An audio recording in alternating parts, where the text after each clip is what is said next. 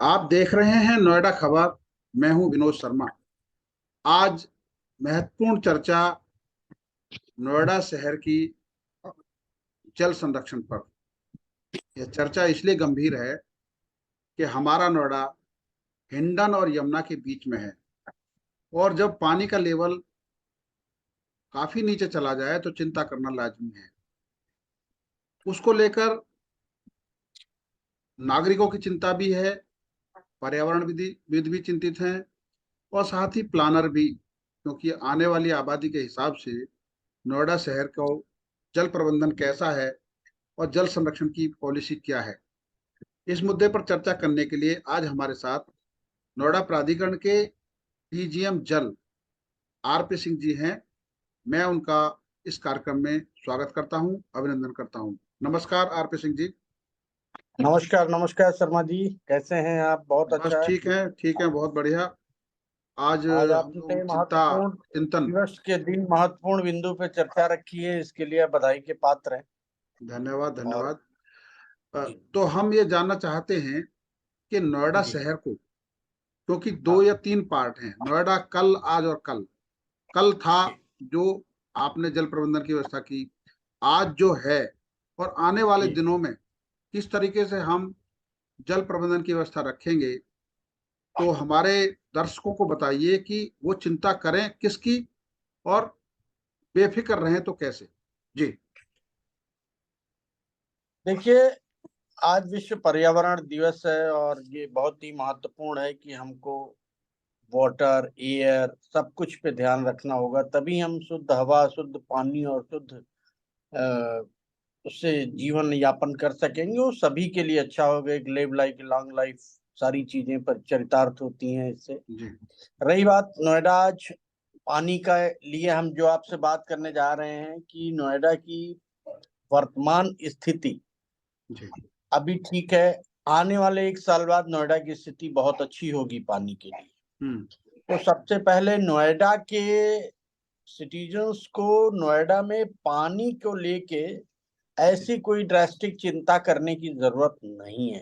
हम्म। लेकिन पानी ऐसा चीज है कि हमको रोज उसको बहुत ही संभाल के व्यय करना है, खर्चा करना है। पानी का अपव्यय ना हो, पानी बचाया जाए, जल हम्म। संरक्षित किया जाए।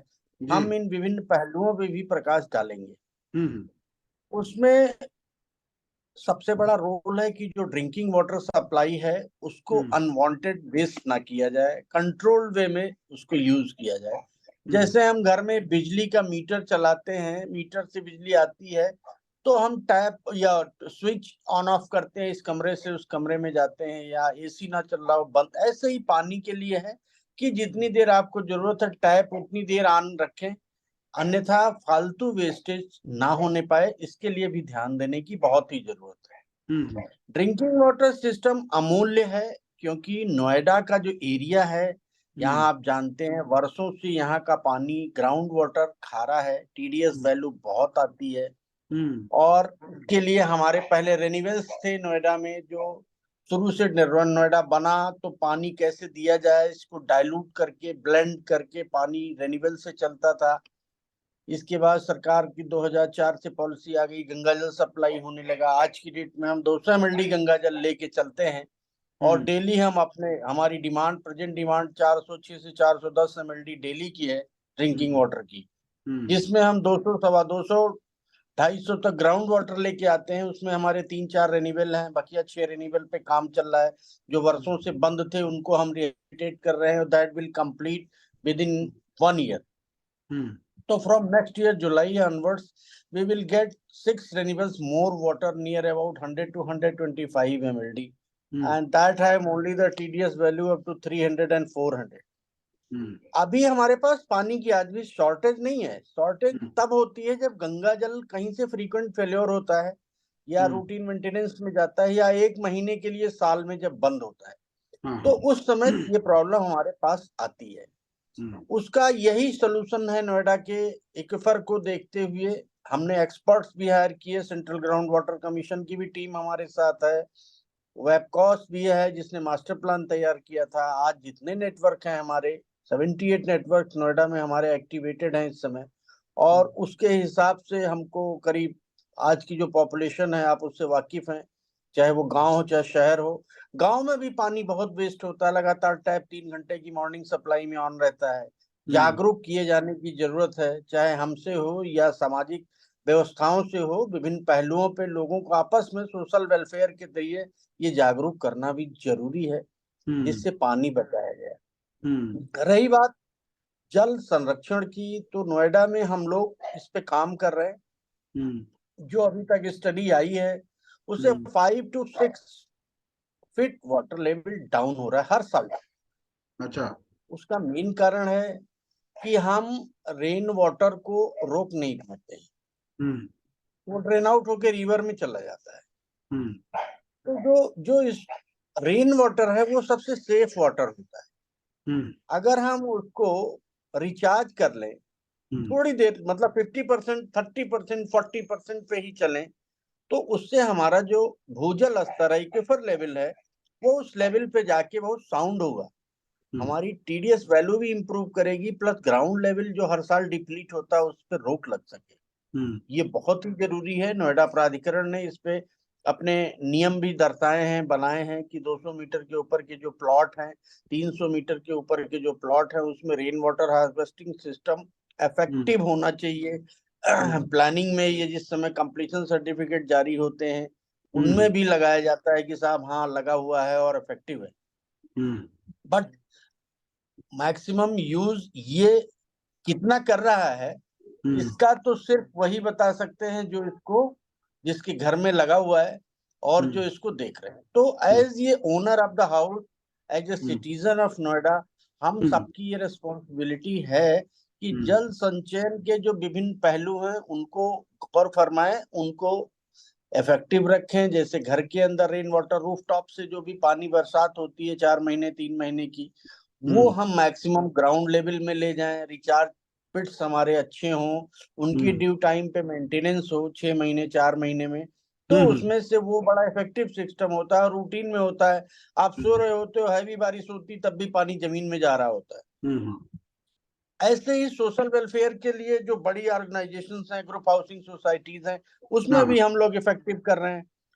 जो बड़े इंस्टीट्यूशनल इंडस्ट्रियल प्लॉट हैं उनको भी सबको चाहिए कि रेन वाटर सिस्टम के लिए इफेक्टिव करें, तो उससे बहुत कुछ स्तर पे हम जाके कर पाएंगे। आज हमारा हॉर्टिकल्चर डिपार्टमेंट है जो approximately 568 675 rain water harvesting systems develop कर रहा है, और उसको वो सीईओ मैडम के नेतृत्व में अभी पिछली मीटिंग में भी बार बार जब भी मीटिंग होती है तो उनका भी फोकस यही होता है कि रेन वाटर को इफेक्टिव रखा जाए, चाहे वो ग्रीन बेल्ट हो, पार्क्स हो या नॉर्मल प्लेसेस हो, सब पे।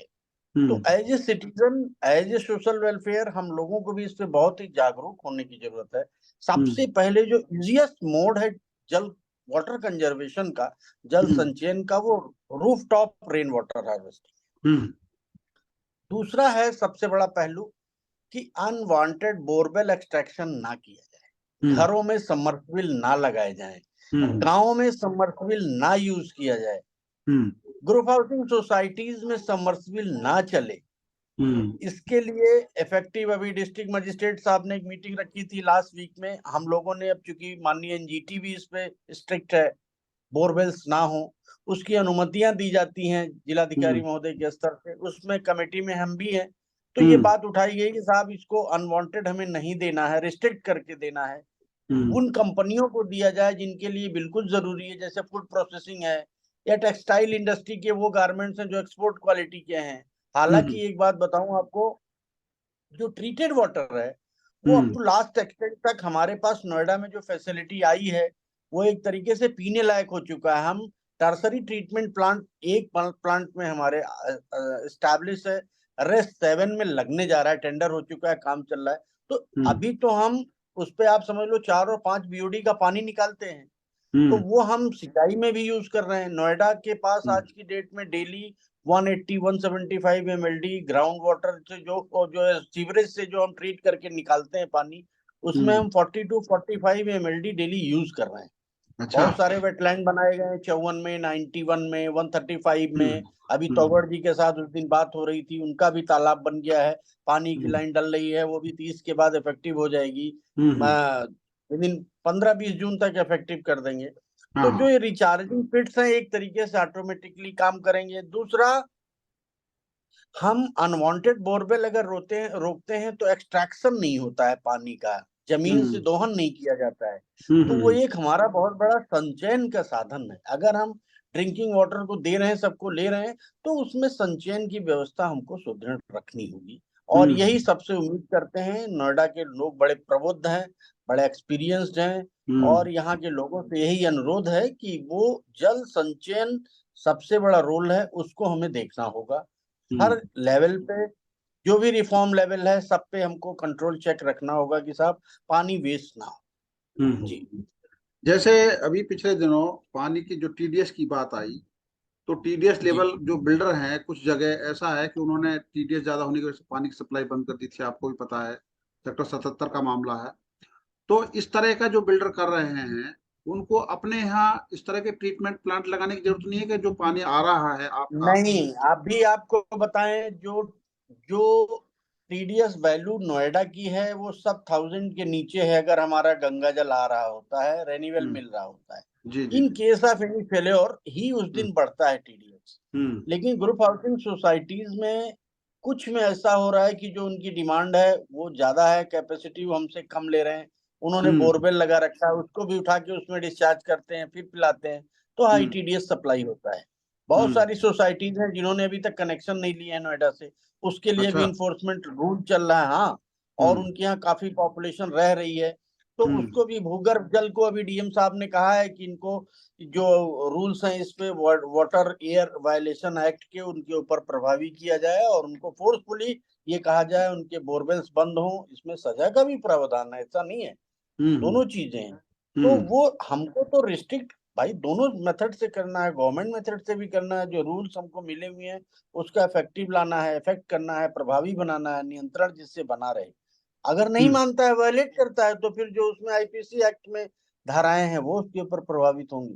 तो हम्म उन दोनों चीजों से सिर्फ बात यही है, टीडीएस हमारा अगर गंगा जल मिलता है तो कहीं कोई दिक्कत नहीं है, अगर हम्म रेनीवेल के पानी से हम मिलाते हैं तो कहीं कोई दिक्कत नहीं है। तो हम्म सबसे पहले जो बात है कि ये देखना है कि पानी अमूल्य है। हम्म जल आप दिल्ली में देख लो, 3-3 दिन हम्म में सप्लाई आती है साउथ दिल्ली में, हम्म 1.5 घंटे 1 घंटे की सप्लाई मिलती है। नहीं तो हम्म टैंकर्स चलते हैं गर्मियों। गुड़गांव की भी यही हाल है, हम्म चेन्नई आपने देख लिया।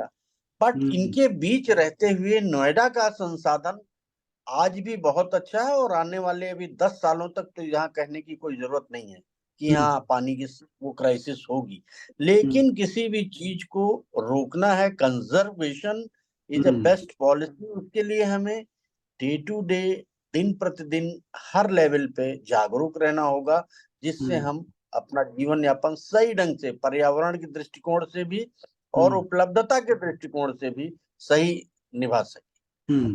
अच्छा, जिस तरीके से अभी जो पॉइंट आपसे बात हुई, तो दो तीन सवाल निकल के आए इसमें।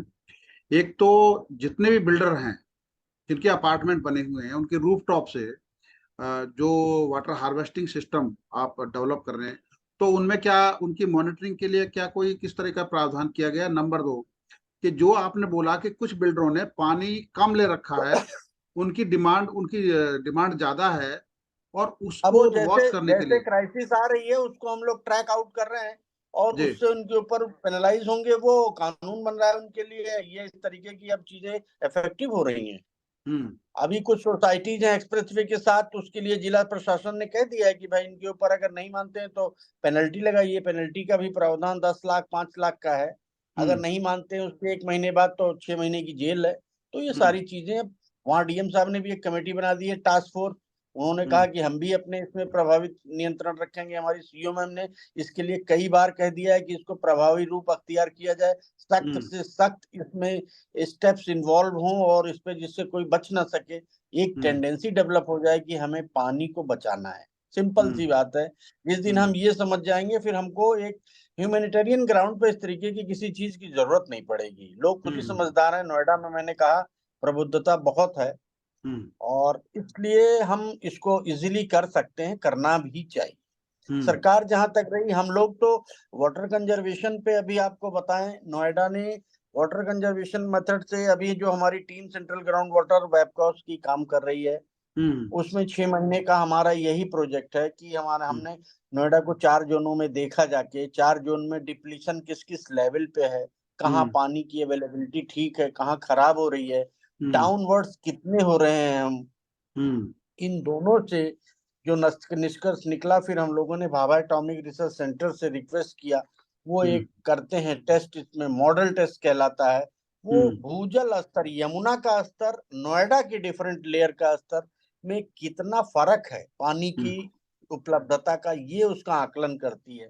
तो हम्म वो टीम हम लोगों का फ्री काम कर रही है। BARC Bhabha atomic research centre की टीम, भाभा हम्म एटॉमिक रिसर्च सेंटर हम लोगों के लिए फ्री कर रहा है काम, हम्म जिसमें उन्होंने मानसून के पहले और मानसून के बाद की सैंपल कलेक्ट कर लिए हैं।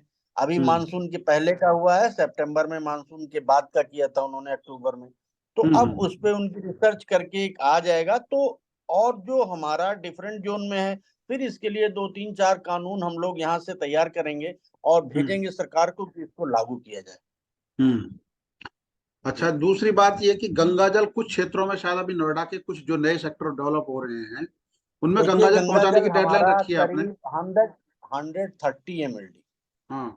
अभी गंगा जल पाइपलाइन में चल रहा है। हम्म पुरानी योजना थी जो हम्म इफेक्टिव नहीं हुई, अब हम्म पिछले 6 महीनों से उस पर जबरदस्त काम है।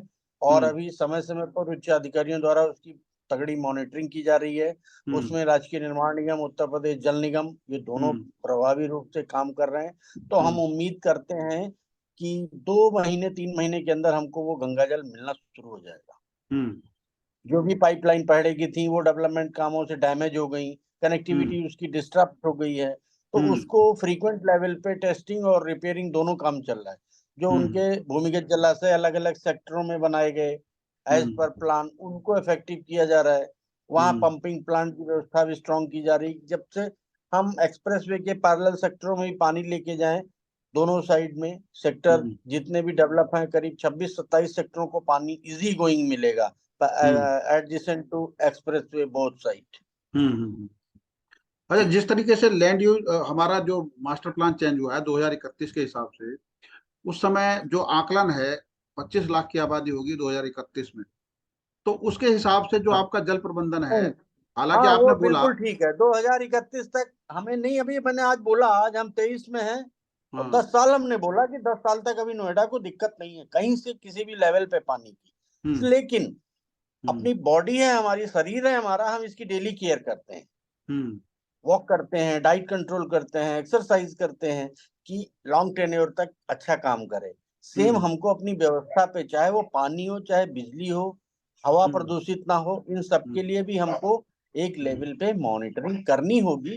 डे टू हम्म डे हम उसको चेकआउट करते रहें, तो सारी हम्म चीजें लॉन्ग टर्म में कंटिन्यू रहें। हम्म। ये नोएडा का हमारी बहुत भी सारा जरूरत है। नोएडा का बहुत सारा एरिया ऐसा है जो अनियोजित है, जी, जिसको हम कह सकते हाँ, हैं, जैसे सेक्टर 8 9 10 की झुग्गियां हैं, सरफाबाद के पास का इलाका है, डूब क्षेत्र का इलाका है, वो भी। और अब खोड़ा से भी आप लोग लेकिन क्या सीवर लाइन लेकिन की कनेक्ट कर शर्मा रहे जी, हैं? एक चीज बताएं आपको जी। कि आज ये इम्पैक्ट आ गया है। जैसे हम्म हमारी सफाई व्यवस्था में गाड़ी में चलते हुए कोई सामान बाहर नहीं फेंकता है, हम्म ऐसे पानी पे भी सिस्टम पे रोक लग रही है। अभी हम हम्म लोग वाटर मीटर लेके आए, 5,000 वाटर मीटर लगाया है। हम्म तो आने वाले साल 1.5 साल में सारे लोगों को लग जाएगा, उससे भी अपने आप एक वो डेवलप हो जाता है कि भाई वेस्ट करोगे तो रेवेन्यू देना होगा। तो हम्म उससे भी एक बहुत ही इफेक्टिवनेस आएगी। हम्म जल प्रबंधन, जल संचयन, दोनों चीजें को रिलेट करती हैं। हम्म और तभी हम उसका आनंद ले पाएंगे जब हम इन दोनों चीजों पे नियमित रूप से काम करते रहें। हम्म हम सरकार की, डिपार्टमेंट की, विभागीय स्तर की बात करते हैं, लेकिन जितने भी शहर में बुद्धिजीवी संगठन हैं, जितने हम्म भी सोशल वेलफेयर एसोसिएशन हैं, जितने भी हम्म हमारी आरडब्ल्यूएज हैं, जितनी भी मीटिंग होती है, उसमें हम यही अनुरोध करते हैं, हमारा एक टॉपिक क्लास में होता है कि पानी को बचाइए, जल संचयन की विधि अपनाइए, जिससे हम एक लॉन्ग ड्यूरेशन के लिए अच्छा काम कर पाए, हम्म। हमारी इस आने वाली पीढ़ी इसमें उसको बड़ा भी कोई महत्वपूर्ण दिक्कत पॉइंट ना आया हो। है कि जितने भी बिल्डर ग्रुप हैं, जहां जहां ये दिक्कत आई, क्या ऐसा संभव है कि उनके बाहर पब्लिक की जो वहां रहते हैं फ्लैट बायर्स, या फ्लैट वाले रहते हैं, उनकी जानकारी के लिए लिखा जाए कि भाई यहाँ इतने फ्लैट है तो यहाँ पानी की डिमांड इतनी है और अंदर जो कनेक्शन है वो इतना है, ताकि एक पारदर्शी बिल्कुल है, व्यवस्था रहे बिल्कुल। ये और नागरिकों के ये लिए ये शुरू पारदर्शी। हो गया है। अब हाँ। ये हम लोगों को इंफॉर्मेशन उसी सोसाइटी से भी मिल रही है कि हम्म। साहब हमारा कनेक्शन ये है और हमको ये होना चाहिए। हम्म। कल जी। ही मैं एक जगह गया था शाम को, हम्म। वहां हम्म। यही आया। लोग हम्म। सिटीजन्स बताने लगे कि साहब we are living in 1250 flats. हम्म। तो ये सारी चीजें आ रही हैं। हम्म। मैंने कहा ना, जागरूकता ऐसी चीज है कि जब मिलती है तो हर आदमी उसको यूज करता है, ऐसा हम्म। नहीं है। हम्म। पॉजिटिविटी के साथ करता है कि साहब कोई भी आदमी इसमें मिसयूज ना कर पाए। हम्म। नहीं, मेरा कहने का मतलब है, क्या ऐसा कोई बोर्ड लगाया जाएगा हर सोसाइटी के बाहर, ताकि आम आदमी को उसकी जानकारी रहे और वो चेक कर सके और आपका सहयोग कर सके? देखिए, ये एक जागरूक अभियान है। बोर्ड हम्म। लगाने से ही सारी चीजें व्यवस्थित नहीं होती हैं। एक हम्म। मैसेज पास ऑन हो, हम्म। चाहे जिस माध्यम से हो, तो हम्म। वो अपने आप इफेक्टिवनेस उससे बढ़ती है। हम्म। अभी जैसे एनजीटी है, एनजीटी पर्यावरण के लिए कितना जागरूक है हम्म। कि एयर वाटर नॉइज सब पे काम करा रही है, हर विभाग से करा रही। हमारे हम्म। शहर में जितनी ड्रेनेज है, हम्म। ये सीधे जाती थी रिवर्स में, पोल्यूटेड होके जाती थी, इस पे भी काम चल रहा है। आने वाले 1 साल 1.5 साल के अंदर बिल्कुल वेस्ट नहीं जाएगा उनसे। हम्म। They should be itself treated facility to be there, चाहे वो एसटीपी छोटे लेवल के बनाए जाएं, चाहे इन हम्म। सीटू एक्स सीटू वेटलैंड्स बनाए जाएं, फाइटो हम्म। फाइको दोनों हम्म। मेथोडोलॉजी से, जिससे जो हमारा टीडीएस है, जो सीओडी बीओडी है, ये हम्म। सारी एक पैरामीटर पे हो। फीकल हम्म। इकोलॉजी जितनी है वो सारी एक लेवल में हो। तो हम्म। उससे भी ये होगा कि जो हमारे जीव जंतु, चाहे वो समुद्र के अंदर हो चाहे वो नदियों के अंदर हो, वो सुरक्षित रह पाएंगे। हम्म। एक्वेटिक लेवल पानी का अगर मेंटेन होता है तो सबके लिए आरामदायक, ऑक्सीजन लेवल रहता है, सारी हम्म। चीजें अच्छे ढंग से गवर्न होती हैं उसमें। हम्म। क्योंकि जल ही जीवन है, पानी में भी जीवन है, हवा में भी जीवन है। दोनों, आप उसके बगैर 1 मिनट नहीं रह सकते। तो इसलिए उस दोनों पैरामीटर पे आज की डेट में पर्यावरण भी, ऑक्सीजन लेवल, चाहे वो ओजोन लेयर हो, हमको अगर बिजली बचानी है, बिजली भी उतनी ही जरूरत है। अगर हम 1 यूनिट बिजली बचाते हैं तो समझ लीजिए हम्म। 930 ग्राम्स हम्म। कार्बन फुटप्रिंट सेव करते हैं एटमॉस्फेयर के लिए। वो भी हम्म। उतनी ही जरूरी है जितना पानी है। बट पानी आज की डेट में क्राइसिस बहुत लेवल, हाई लेवल पे हो रही है हम्म। ये। जो शहर जरा सा डिफॉल्ट कर गए उनको क्राइसिस आज झेलना पड़ रहा है। हम्म।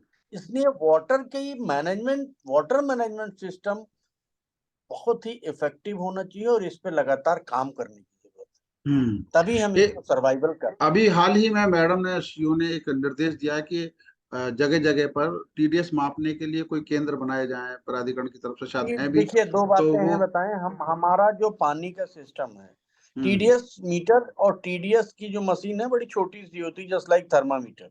हम्म। तो वो हमारे यहाँ हर प्लांट पे, हर नेटवर्क पे है। हम्म। और इसके लिए श्रीराम टेस्ट लैब, बहुत सारी लैब्स को हम लोगों ने डिप्यूट भी कर रखा है कि टेल एंड पे, हम्म। नेटवर्क एंड पे, कंज्यूमर एंड पे आप ये हम्म। सारा काम करें। तो हम्म। उन दोनों बातों से ये होगा कि जब आप देखते हो तो हम लोग खुद ही जागरूक हैं। हम्म। टीडीएस तभी बढ़ता है जब, हम्म। या तो जैसे प्राइवेट बिल्डर्स के यहाँ भी हम्म। सप्लाई में अगर उसका इंटरनल सिस्टम ठीक नहीं है हम्म। तो वो टीडीएस बढ़ जाता है।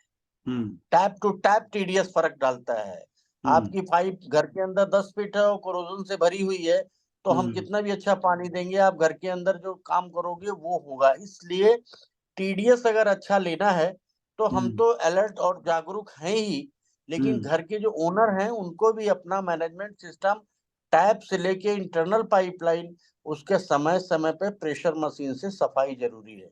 क्योंकि हम्म। जैसे आर्टरीज है हमारी, कोलेस्ट्रॉल से इफेक्ट करती हैं तो ब्लॉक होती हैं, ऐसे ही पानी की लाइन है, उसमें हम्म। स्केलिंग होती है, लगातार सप्लाई होने से काई डेवलप होती है और हम्म। वो भी जाके एक लेवल पे इफेक्ट करती हैं, पोल्यूट करती हैं। कभी हम्म। कभी आप देखते हैं शाम को सप्लाई चलती है तो 10 हम्म। मिनट तक बहुत गंदा पानी आ जाता है कहीं कहीं पे। हम्म। उसका कारण यह है कि लोग मोटर चलाते हैं, मोटर से शक करते हैं, जब पानी नहीं होता है तब भी चलती है, तो जो हम्म। उसके अंदर स्केलिंग है वो ड्राई होती है और एक साथ इकट्ठा हो जाती है। जब हम्म। सप्लाई रूटीन में आती है, फुल फोर्स से पहले उसको निकालती है, फिर हम्म। रूटीन में पानी आता है। तो उसके लिए भी फेनोमेना है, हम लोग वाटर फ्लशिंग करते हैं, वाटर लाइन में फ्लशिंग काट के उसको मास स्केल पे थोड़ी देर पानी चला के निकालते हैं तो ठीक हो जाता है। हम्म। तो ये जो प्रेशर की भी तो समस्या है कहीं कहीं, जैसे मान लिया अगर आप कह रहे हैं कि भाई कहीं मोटर चला। देखिए प्रेशर का तभी होता है जब पावर कट फेल्योर हो जाए। हम्म। अब डीजी बंद हो गए, डीजी वो भी एयर पोल्यूशन की वजह से डीजी पे सख्त मनाही हो चुकी है। हम्म। पावर फेल्योर अगर हमारा बिजली जाती है, आंधी आ जाए, जरा सा पानी आ जाए, तो ये दिक्कत है नोएडा के अंदर, जिसके लिए भी काम चल रहा है। हम्म। अगर नेटवर्क में ट्यूबवेल्स बंद हो गए 4 घंटे के लिए, हम्म। तो पानी इफेक्ट करता है, उस दिन प्रेशर इफेक्ट कर जाता है। हम्म। तो इसका वही है कि 24/7 अनइंटरप्टेड अगर पावर सप्लाई है तो हम्म। प्रेशर हमारा कहीं डाउन नहीं होता है शर्मा जी। हम्म। पानी का जो क्वांटम है वो that is already sufficient day to hmm. Day level पे। हम्म। कोई मेजर बहुत बड़ा ब्रेकडाउन, गंगा जल लाइन फट गई, बंद हो गई, कभी आप देखते हो, वो भी मेंटेन हम्म। करना पड़ता है। हम्म। क्योंकि हर चीज मैकेनिज्म है, तो कहीं ना कहीं फॉल्ट और रिपेयर दोनों आता है। तो हम्म। उस सर्टेन पीरियड के लिए थोड़ी दिक्कत होती है, उसके लिए हम लोग फीडबैक करते हैं और ये सभी नागरिकों से अनुरोध करते हैं कि हम लोगों को सहयोग प्रदान करें। हम्म। लेकिन कुल मिला के बात यही है कि पानी अगर हमारे घर की छत की टंकी में बचा हुआ है तो उसको हम्म। संयमित रखना जरूरी है। हम्म। एक बड़ा तो हम महत्वपूर्ण पॉइंट है कि नोएडा को बसे हुए 46 साल हो गए, तो नोएडा के जो पुराने सेक्टर हैं, चाहे औद्योगिक हैं रेजिडेंशियल हैं, तो उनमें पानी की लाइनें पुरानी भी हैं, कहीं जर्जर हैं, कहीं उसमें जंग लगे हैं, कुछ इस तरह की चीजें हैं। तो क्या उसको लेके भी कोई प्लानिंग तैयार की जा रही है या कहीं बदला बदले भी जा रहा गए है हैं? शर्मा जी, नोएडा अथॉरिटी, हम लोग जल विभाग, चाहे वो सीवर लाइन हो जो हम्म। पुरानी हो चुकी हैं, वो हम्म। डैमेज हो रही हैं, हम्म। उनको हम बदल रहे हैं। अब बहुत हम्म। सारे टेंडर्स हमारे फ्रीक्वेंट निकल रहे हैं, पानी की लाइन बदली जा रही है। हम्म। करीब हम लोग 30-40% तो बदल चुके हैं, हम्म। हम्म। और भी काम चल रहा है इतने पे ही। तो आने वाले दो वो तो रूटीन फेनोमेना है। हम हम्म। अगर काम करते हैं, सीवर लाइन में मेंटेनेंस ज्यादा आ रही है। हम्म। हुआ क्या है कि पॉपुलेशन एकदम से बढ़ा, तो हम्म। जहां 200 mm डाया की लाइन थी, वहां पे आज बहुत हाई डेंसिटी हो गई पॉपुलेशन। फ्लो हम्म। सबका बढ़ गया है। पानी एक, भाई गवर्नमेंट रेटिंग है कि 175 लीटर पर हेड पर मैन पर डे। हम्म। तो जितने हम्म। आदमी बढ़ेंगे वो बढ़ेगा, तो सीवेज क्वांटिटी भी बढ़ती है, पानी की कंजम्पशन भी बढ़ता है। तो बिल्कुल दोनों बिल्कुल। को हम लोग देखते हैं कि मेंटेनेंस रिपेयर सबसे ज्यादा कहाँ आ रही है, तो उसके हम्म। अकॉर्डिंग फिर ये डिसीजन होता है कि साहब इतनी पुरानी हो गई लाइनों को बदला जाना जरूरी है, इनकी हम्म। सफाई जरूरी है, इनकी रूटीन मेंटेनेंस जरूरी है। तो वो हम्म। चीजें एक नियमित प्रक्रिया में चल रही है, क्योंकि आप जल विभाग और सीवरेज विभाग को चला पाना, आपको नित्य प्रति डेली अलर्ट रहना होगा। आपको लोग अलर्ट करते हैं, सुबह 6 बजे हम्म। से मेरे पास कॉल आती है, 7 बजे से कॉल आती है, सर पानी नहीं आया। तो हम्म। अगर इमरजेंसी है तो टैंकर जाता है, नहीं तो क्योरेबल होती है, तुरंत व्यवस्थाएं होती हैं। तो हम्म। इन दोनों तीनों चीजों के लिए हमको फुल 24/7 अलर्ट रहना है सर। हम्म। अच्छा, एक जी। बड़ा महत्वपूर्ण पॉइंट है, वो दो विभागों के बीच में है, एक हेल्थ डिपार्टमेंट, एक जल विभाग। गांवों में जो जी। नालियां बनी थी, और सीसीडी के अंतर्गत भी आता है, गांव में जो हाँ। नालियां बनी थी, वो नालियों का ढलान बिगड़ गया है, क्योंकि ऊपर की जो सड़कें हैं ऊंची हो गई। आसपास के बहुत सारे सेक्टर आप देख रहे होंगे, जिनमें सेक्टर के चारों तरफ की सड़कें ऊंची हो गई, और उनके जो सेक्टर के अंदर के इलाके वो नीचे हो गए। तो जब पानी बरसात होती है तो वो अंदर सेक्टर में जाता है, और नालियों में ढलान नहीं है, वो भर जाता है। जल भराव का एक प्रमुख कारण है। पिछले दिनों ये इसके लिए भी कई सेक्टरों में सर्वे दिखा गया। अभी 2 मीटिंग थी, मीटिंग में भी यही निर्णय हुआ कि साहब वास्तव में ये प्रॉब्लम है। तो उसके हम्म। लिए कहा गया कि जो पुराने डेवलप सेक्टर हैं, जिनका प्लिंथ लेवल नीचा है, हम्म। जरा सा पानी भरता, लोगों ने घरों के आगे रैंप बना लिए, तो कुछ हम्म। स्लोप तो डिस्टर्ब हो गया, कुछ लोगों के द्वारा हो गया। तो हम्म। यही है, अनुरोध है कि खुद भी करें, नोएडा अथॉरिटी स्लोप मेंटेन करने के लिए कुछ सेक्टरों में आगे लंबे स्केल पे करेगी, हम्म। रीडिजाइन करेगी उन ड्रेनों के लिए। और ये हम्म। प्रोसेस का एक पार्ट भी है। सिविल डिपार्टमेंट हमारा ड्रेनेज का मेंटेनेंस करता, मतलब स्लोप मेंटेन करता है, उस ड्रेनेज हम्म। के कंस्ट्रक्शन करता है। हेल्थ हम्म। डिपार्टमेंट उसकी सिल्ट हम्म। क्लीनिंग कराता है। तो जो हम्म। सिल्ट और जो सारी चीजें, क्योंकि हम्म। टीएसएस जो है, तो वो उसी से बढ़ता है। अगर उसमें गाद जमा हो गई तो दिक्कत करती है। तो इन सारी हम्म। चीजों को देख रेख रूटीन में किया जाना जरूरी है। ये भी सवाल बड़ा अच्छा है। स्लोप अगर डिस्टर्ब है तो जल भराव वहीं रहता है, जल जमाव वहीं हो जाता है, वो आगे हम्म। निकलता नहीं है। तो हम्म। इसके लिए भी मैडम ने कहा, मैडम की मीटिंग में भी ये समय समय पे बात आती है, सीओ मैम की कि हाँ ये दिक्कत है, तो उन्होंने भी ये कहा कि आप इसको रीडिजाइन कराइए, लेवल मेंटेन कराइए, स्लोप मेंटेन कराइए, जिससे एक लास्ट एंड पॉइंट पे ये निस्तारित हो। हम्म। एक और जबरदस्त वो है खुला नाला। इस पे बहस भी चलती है, कई जगह आप लोगों ने ढकवाए भी हैं। और फिर जो नालों के अंदर जो गाद होती है उसकी हर साल सफाई भी होती है। तो अब उसको शायद प्लान किया गया वो ढकने के बाद उसको जाल लगा के इस तरह की सफाई करनी है। तो वो जो पॉल्यूशन, क्योंकि वो भी एक पॉल्यूशन का हिस्सा है, और जल जो आप दोबारा से उसको पानी को एसटीपी में डाल के उसको यूजेबल बनाते हैं, उसमें भी कहीं ना शर्मा कहीं जी, आपका आज महत्वपूर्ण की योगदान होता डेट में नोएडा में है। जी। 30 ड्रेन्स आइडेंटिफाइड है। हम्म। 30 ड्रेन्स माइनर है, हम्म। मेजर है, हम्म। इंटरमीडिएट है, हम्म। जिनकी लेंथ, विड्थ, डिस्चार्ज के हम्म। आधार पे इसका वर्गीकरण किया जाता है, क्लासिफाइड होती है। हम्म। और वो जियो टैग्ड कराई है हम लोगों ने, जियो टैग हम्म। है। हम्म। तो उसमें मेन ड्रेन है सिंचाई विभाग का नाला, हम्म। Kondli drain, initiated from Kondli Delhi, hmm. Carrying major quantum of polluted fluid from Kondli as well as Khoda. हम्म। वो लेके हमारे शहर से निकलता हुआ यमुना में जाता है। हमको भी हम्म। सुनना पड़ता है, एनजीटी भी गाइड करती। आज उसका ये है कि हमने national environmental engineering research institute को इसीलिए हायर किया कि आप हम्म। इसके एक्सपर्ट हैं। 3 साल का हमारा एमओयू है। अब हम्म। उन्होंने इन ड्रेनों की क्या फ्लो है, हम्म। इनकी प्योरिटी क्या है, इम्प्योरिटी क्या है, कौन हम्म। सी ड्रेन कहाँ से निकल रही है, कहाँ जा हम्म। रही है, हम्म। कितनी इम्प्योरिटी, कितना डिस्चार्ज लेके चल रही है, हम्म। इसके अंदर कौन कौन से माइनर ड्रेन्स मर्ज करती हैं। तो हम्म। बहुत सारे मुद्दों पर काम हो रहा है। हम्म। अभी स्वास्थ्य विभाग, हेल्थ डिपार्टमेंट के लिए मैम ने जितने भी मीटिंग होती है हम्म। सब में स्ट्रिक्ट फॉलो अप कर दिया कि हम्म। माइनर टू जहां भी मिलती है मेजर या इंटरमीडिएट में, उस पे हम्म। बैम्बो नेट लगाए जाए, एमएस के जाल लगाए जाए, जिससे हम्म। जो फालतू चीजें हैं, वो वहाँ प्लास्टिक वेस्ट है या कोई भी हम्म। चीज है फालतू, वहां रुक जाए, उसकी सफाई हो जाए। तो इसके हम्म। लिए सिल्ट पे इफेक्ट नहीं आता है, जी। फ्लो मेंटेन रहता है। और हम्म। जो ये नेरी हमको अब डीपीआर सबमिट करने जा रहा है, तो हम्म। 24 ट्रेनें ऐसी आइडेंटिफाइड हैं, हम्म। जिसमें से 9 ट्रेन हम लोग ट्रैप कर रहे हैं एसटीपी में। अच्छा। नियर बाई हमारा सब, हाँ, उसको हम हम्म। एसटीपी में मर्ज कर देंगे, हम्म। 9 ट्रेनों को। जी। बाकी जैसे आपने कहा नाला कवर कर दो, खाली कवर करना ही एक सोल्यूशन नहीं है, क्योंकि हम्म। उसके अंदर का जब तक आप फ्लूइड नहीं सही करोगे, तो हम्म। मिलेगा तो जाके एंड पॉइंट पे ही ना, वहां हम्म। पोल्यूट करेगा। बिल्कुल। थोड़ी देर के लिए आप वेसल बना दोगे, वेसल में स्मेल नहीं आएगी, बट हम्म। लेकिन एंड पॉइंट जहां होगा वहां ये दिक्कत तो रहेगी रहेगी। तो हम्म। उसके लिए अभी कुछ स्टेट्स में, कुछ शहर में वेसल भी बना रहे हैं, ट्यूब के अंदर ले जा रहे हैं, पाइप के अंदर ले जा रहे हैं। हम्म। लेकिन कुल मिला के इसका अंतिम निस्तारण यही है कि एंड पॉइंट पे जहां ये मिलता हो, हम्म। उस पे कंट्रोल किया जाए। बीच बीच में ओपन में अगर विड्थ है ठीक है, तो उसमें इंटरनल, अगर उसका केमिकल कंपोजिशन नॉर्मल है, तो हम हम्म। इन सीटू वेटलैंड बना के, फाइटो बायोलॉजिकल प्लांट डाल के, एनर्जी प्रेसिपिटेट करके, हम्म। ऑक्सीजन लेवल बढ़ा के, हम्म। एरिएटर डाल के उसको मेंटेन कर सकते हैं। लेकिन हम्म। कुछ नाले ऐसे हैं, करीब 8-10 नाले ऐसे हैं हमारे यहाँ भी आइडेंटिफाइड, जहां हमको 3 MLD, 5 MLD, 6 MLD के एसटीपी बनाने के लिए रिकमेंड किया है। अब आगे उस पर हम्म। कार्रवाई चल रही है, देख रहे हैं क्या पोजीशन है और हम लोग हम्म। कैसे कर पाएंगे उसको। तो हम्म। ये आने वाले 2 सालों में इसका हम्म। इफेक्टिवनेस काफी हद तक बढ़ेगा। हम्म। हम धीरे धीरे उस ट्रैक पे हैं कि जहां हम्म। नाले भी ट्रीट होंगे और हम्म। इनका प्रवाह हम्म। पोल्यूशन के साथ नहीं होगा, हम्म। और स्लोप भी मेंटेन होगा, और इनका जो एंड पॉइंट होगा वो सारी हम्म। ट्रीटमेंट फैसिलिटी से होता हुआ तब जाके, चाहे वो यमुना में मर्ज करे चाहे हिंडन में मर्ज करे, उस लेवल पे जाए। अच्छा। आप देखें एक, कितने कितने, हाँ, एक चाहे वो महत्वपूर्ण मुद्दा और NGT है, हो। जो शाहदरा ड्रेन है।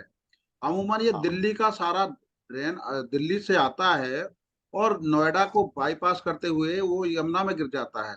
और वहां पे जी, कोई चेकिंग सिस्टम शायद नहीं है, क्योंकि दिल्ली वाले केवल दिल्ली तक का सिस्टम चेक रखते हैं, क्योंकि ये नोएडा के नहीं, एरिया में उन्होंने आता है। कहने के लिए एसटीपी बनाया, बट एसटीपी उनका अभी जो हम लोग चेक किए हैं, देखते हैं उस हम्म। कैपेसिटी का नहीं है। बाईपास तो होता है। अभी हम्म। हमने ये भी ट्रैक कराया, हमारे यहाँ पोल्यूशन कंट्रोल बोर्ड ने आइडेंटिफाई किया, तो हम्म। उन्होंने साहब अशोक नगर से चुपचाप एक ड्रेन ऐसी निकाल रखी जो सीधे मर्ज करती है। हम्म। तो इन सब चीजों पे धीरे धीरे चेकआउट हो, उसमें भी काम लोग अब शुरू हो गए, जागरूकता तो बढ़ ही रही है, जो अपने आप इसको धीरे धीरे करके सबको एक पैरामीटर पे आना ही होगा, और होंगे एक दिन ये। नहीं, कि सेक्टर 14 की जो आरडब्ल्यू है, उन्होंने जो कोर्ट में केस किया था, एनजीटी में केस किया था, उनका तो ये तक सुझाव था कि इस नाले की नोएडा में बहने की कोई जरूरत नहीं है, अगर डालना ही है तो सीधे दिल्ली वाले ट्रीट करके उसको सीधे यमुना में दिल्ली के दिल्ली अंदर डालें। वो नोएडा से जो गुजरता है, इस नाले का इस्तेमाल लैंड का नोएडा प्राधिकरण कर सकता है। तो इसको लेकर गंभीरता से चिंतन हुआ नहीं हुआ, क्योंकि इस पर बाकायदा सेक्टर 14 की आरडब्ल्यू जो सुशीला गलवार जी थे, उन्होंने एनजीटी में बाकायदा शिकायत दर्ज कराई थी, और ये बड़ा देखिए, महत्वपूर्ण मुद्दा है। उसी का नतीजा था कि मयूर विहार के पास इन्होंने हम्म। अपना एसबीआर टेक्नोलॉजी का एक, एसबीआर नहीं तो डायरेक्ट फ्लो आता था, अब हम्म। कम से कम 80-20 का ही रह गया, 80% तो ट्रीट करते ही हैं, उस जी जी जी। ट्रीटेड वाटर को फिर वहीं डालते हैं, जिससे हम्म। हमारा फ्लो शाहदरा ड्रेन का मेंटेन है। अशोक हम्म। नगर के कुछ बाईपासेस हैं, कुछ हम्म। हमारे यहाँ झुग्गियों के जो क्लस्टर हैं, उस पे भी अब रोक लगने जा रही है कि उस हम्म। पे लिए डिसलजिंग और स्लजिंग पॉइंट्स बनाए जाए, उनका फ्लो उसके अंदर रोका जाए। तो हम्म। इन सारी चीजों पे भी काम चलेगा, तो जिससे इफेक्टिवनेस तो आएगी ही आएगी। इसमें हम्म। सादरा ड्रेन हो, एक कोंडली हम्म। ड्रेन, इरिगेशन ड्रेन में तो हम लोगों ने 3 वेटलैंड बना दिए, उससे बहुत फर्क पड़ा है। हर हम्म। वेटलैंड की अप स्ट्रीम से डाउन स्ट्रीम में 30% रिड्यूस हो रही है पैरामीटर। तो हम्म। ये आने वाले भविष्य में इफेक्टिव योजनाएं हैं सरकार की, और समय समय पर जो जागरूक है, जो नई साइंटिफिक टेक्नोलॉजी आ रही है, उसका हम्म। समावेश तो किया ही जा रहा है। तो हम्म। करना पड़ेगा ये, अगर हमको एक अच्छे शहर, अच्छे जीवन यापन करना है सही ढंग से। अभी तक जो आपके एसटीपी बने हैं, वो सेक्टर 54 में है, 50 में है, 123 में है, और इसके सेक्टर एक्सप्रेसवे के किनारे। आगे भी कोई इस तरह का एक्सपेंशन जरूरत है, या पर्याप्त है जो बने इंफ्रास्ट्रक्चर? देखिए, आज की डेट में जो पॉपुलेशन है वो 200, 235, 250, 260 हम्म। एमएलडी सीवेट निकल रहा है बस। हम्म। हम्म। हमारे जो 8 एसटीपीज हैं, हम्म। 123 में, 168 में, सेक्टर हम्म। 54 में, सेक्टर 50 में, हर हम्म। जगहों पे दो दो हैं, तो 4 हम्म। इंटू 2 इक्वल टू 8, 8 हम्म। एसटीपी सारे एसबीआर टेक्नोलॉजी पे हैं। ये हम्म। सीक्वेंशियल बैक रिएक्टर सबसे जी। मोस्ट एडवांस इफेक्टिव टेक्नोलॉजी है बिल्कुल ट्रीटमेंट बिल्कुल। की है। बिल्कुल। तो उस पे है, और हमारी टोटल कैपेसिटी, इंस्टॉल्ड कैपेसिटी आज की डेट में 411 एमएलडी है, जबकि हम्म। हम 250 हो, 260 हो, 235 कभी कभी आता है, जो उस पोजीशन पे हम ऑलरेडी ट्रीट कर रहे हैं। तो हम हम्म। बहुत आगे हैं, मैंने कह दिया हम्म। आपको, 2035 तक हमें कोई अभी इनहेंसमेंट की जरूरत नहीं पड़ेगी, we hmm. Have already done it. और हम्म। अगर पड़ेगी तो वो एक्सप्रेसवे के साथ आएगी, क्योंकि डेवलपिंग एरिया वही है, वहां पे हम्म। हमारे पास प्लान भी है, और थर्ड हम्म। फेज का एक्सटेंशन प्लान भी हम्म। है ना। बिल्कुल बिल्कुल बिल्कुल। आपके साथ बहुत अच्छी चर्चा हुई, और नोएडा के प्रबंधन को लेकर आम आदमी की जो शंकाएं हैं वो दूर हुई। जी। बस आखिरी बात आपसे मैं जानना चाहता हूँ कि नोएडा के 4 या 5 पार्ट हैं। एक ग्रामीण क्षेत्र है, एक इंडस्ट्रिस्ट है, एक मार्केट जो कमर्शियल दुकानदार हैं, उसके अलावा प्लाट मकान होल्डर, और उसके अलावा जो एओए वाले हैं, जो मतलब मल्टी स्टोरी बिल्डिंग है। बस आपको 50 सेकंड में सब समाप्त करना है जी। देखिए, हमने आपको बताया, हम जी। चाहे वो जिस भी, हर जो आपने जितने पहलुओं पे नाम लिया, सारे पहलू हम लोग कवर करके चल रहे हैं, जी। ग्रामीण हो, शहर हो, हम्म। और जो ग्रीन एरियाज हो, पार्क्स हो, जी जी। रेन वाटर हार्वेस्टिंग हो, ट्रीटेड वाटर का रीयूज हो। हमको अवार्ड से नवाजा गया इसीलिए कि हम 45% ट्रीटेड वाटर का आज की डेट में यूज कर रहे हैं। सीफो नॉर्म्स महुआ ये कहता है कि आपका जितना ट्रीटेड वाटर है, मिनिमम 20% शहर को यूज करना चाहिए। जी हम जी। अभी 17 से 18 पे हैं, आने वाले 1 साल बाद हम इसको करीब 50% पे लेके जा रहे हैं। तो इन आपका सभी के बहुत लिए बहुत धन्यवाद। आपने सार्थक चर्चा की, और मुझे लगता है कि आम नोएडा वासियों का